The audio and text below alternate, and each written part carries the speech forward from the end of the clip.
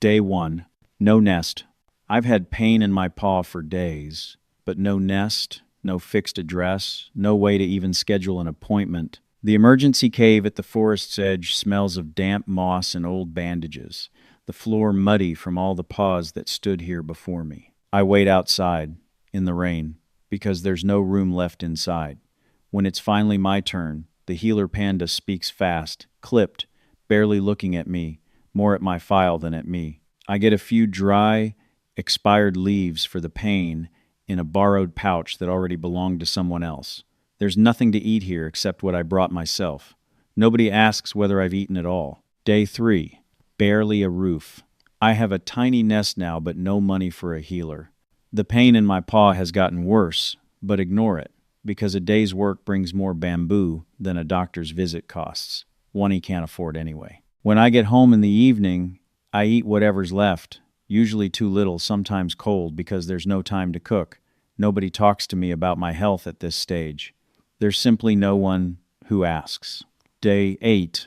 Working Panda. I've finally saved enough for an appointment at the Edge of Forest Clinic. Wait time, 11 days. The waiting room is cramped. The bench is hard, the light flickering slightly because no one bothers to tend the oil lamps. Another waiting panda coughs nonstop. No one pays much attention. When it's finally my turn, the healer speaks quickly, in short sentences, barely looking up, repeating standard questions he's clearly asked 100 times today. It's urgent for everyone, says the panda at the front desk, without looking up. I wait out the 11 days, paw tightly wrapped, eating whatever happens to be cheap, not whatever would actually be good for me. Day 15. Lower middle class. I now have a small, steady reserve, thanks to finally managing my credit card responsibly. The waiting room at my next appointment is a bit cleaner, the cushions softer, it smells of fresh herbs instead of old bandages. This time, the healer takes a few extra minutes, speaks more calmly, briefly explains what he's doing, even though he's clearly already thinking about the next patient. It feels almost luxurious compared to the paw incident. Day 25. Middle class. I now have a small but proper emergency reserve. The clinic I visit this time has its own small waiting area with fresh water and dried fruit for those waiting. A small gesture, but a noticeable one. The healer talks to me like a person, not a number. Asks about my daily life, not just my symptoms. Not a perfect system, but for the first time I don't feel completely helpless. And for the first time I eat something in a waiting room that's actually good for me. Day 35. Upper middle class. I gain access to a kind of preventive care program I didn't know existed before. The room where I'm examined is bright, calm, with soft leaf mats instead of hard benches. I'm offered warm tea before the conversation even starts. The healer speaks slowly, in full explanations rather than short instructions, and even asks at the end whether I have any questions, a question no one has ever asked me before. A small issue with my tooth is caught and treated weeks before it would have become real pain. Day 50. Rich.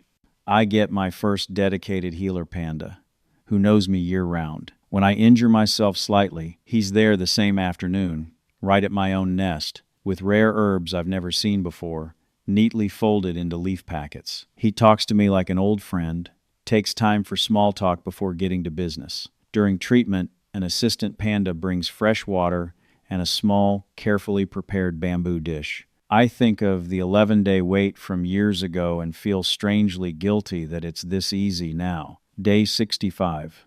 Very rich. A more serious diagnosis hits me, something requiring real surgery. The room where I'm treated is spotlessly clean, lined with fresh leaves, padded resting spots, soft light instead of flickering lamps. The healers speak quietly, focused, explaining each step in a calming tone before doing it. After the surgery, an extra soft nest awaits, with warm herbal compresses and a selection of meals precisely matched to what my body needs to heal. I recover fully, quickly, in an environment that already feels like part of the treatment itself. Day 80. Ultra wealthy. I feel a strange, persistent dizziness that simply won't go away. I have access to the best healers in the entire forest, 5 different specialists within a week, each in their own calm room with a personal touch, each with their own opinion, none matching the others. Every conversation begins with genuine interest, never time pressure. Between appointments, I'm served freshly prepared meals tailored exactly to my condition. For the first time, I notice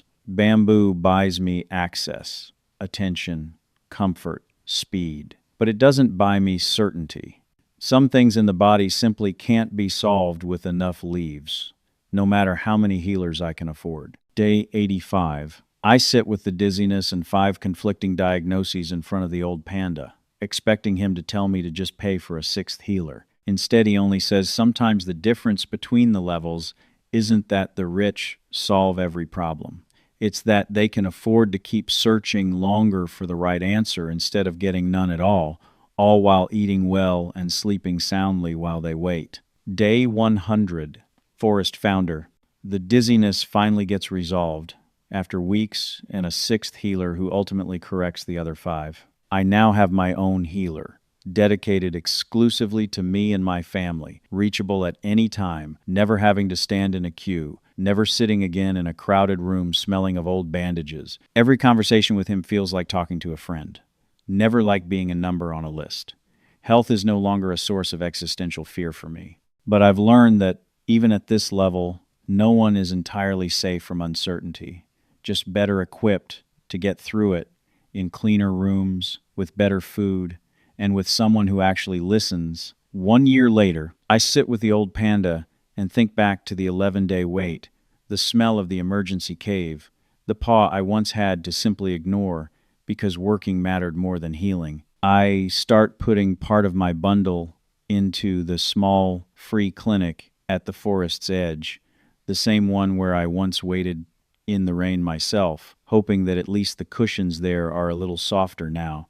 2 years later, the old Panda still sits in his cave on the hillside, calm as ever. I ask him one last time why the same body, the same pain, gets treated so differently at every single one of these levels. Not just medically, but in how you're spoken to, what you eat, how clean the room is, where you wait. He shakes his head. Because health in this forest was never really treated as a right, he says, only as something you have to earn, level by level, along with cleanliness, comfort, and a healer who actually listens. The only difference is that here no one gets to choose whether they get sick or not. And even at the very top, he says bamboo only buys you more time, more comfort, and more opinions, not always the truth itself. I think about every single stage of this journey, the paw in the rain, the smell of old bandages, the hard benches, and later the soft leaf mats, the warm tea, the feeling of someone truly listening. Same Panda,